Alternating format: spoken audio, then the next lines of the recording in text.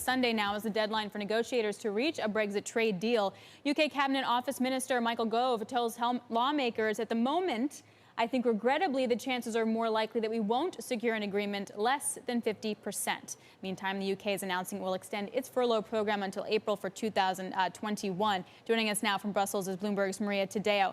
I mean, honestly, I can't get my mind around it. So Gove says 50%, but the rhetoric otherwise seems relatively positive, like Barnier sees us, inching towards a deal.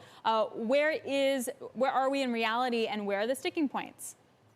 Yeah, Alex, and that is actually a very good point, because even though we hear, especially from the UK side, this is less than 50% likely, the reality is that here in Brussels, talks have been happening around the clock. And when you go quiet and when you don't actually get leaks and you don't really know what's happening inside the room, that's actually a good thing. You don't want this to be shot down. You don't want it to be killed before it can fly. So it does show that they have, to some extent, entered the tunnel. That's the diplomatic terms for really the final stretch of a deal. Now, in terms of where we're at, we know that, and this is interesting, by the way, the head of the European Commission did say that the governance of the package, that was an issue that had been to some extent resolved, and this really much comes down to the fish and the level playing field, and it's quid pro quo with one and the other. If they move on one thing, the European would move on something else. But again, the technicalities and the detail haven't really come out. I wouldn't read that as a bad thing. If anything, it's a good thing. The fact that they're actually working, nothing has leaked.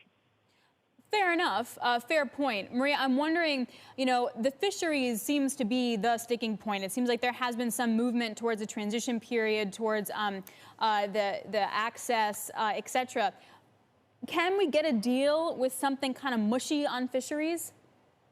Look, it's also key to point out that this idea that the fish and that this is going to fall on fish, the Europeans simply don't buy it. They do believe that this is UK spin, because this is the only area, perhaps, where they have the upper hand in the negotiations. If the Prime Minister is going to claim a victory, he's going to do it on the fish. What I hear repeatedly is that this is not going to fall on fish. It is true that the Brits wanted quota that could be talked about and negotiated on a yearly basis. The Europeans want something much more longer than that. Initially, they wanted 10 years.